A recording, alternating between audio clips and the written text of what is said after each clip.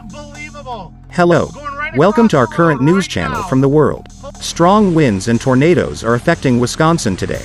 Today is October 11th, 2022. In some images shared on social media, it is seen that a tornado has occurred in Wisconsin West Allis.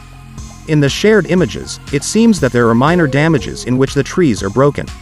Again today, hurricane warnings have been issued in southern Wisconsin for storms moving into the Chicago area. Meteorology reported a tornado around 12:15 p.m. just northwest of Burlington. Residents were urged to take shelter immediately. Meteorology reported a tornado around 12:15 p.m. just northwest of Burlington. Residents were urged to take shelter immediately.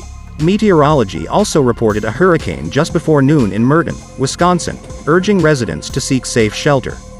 Up-to-date news and developments. Don't forget to subscribe for new developments. Thank you for listening to me.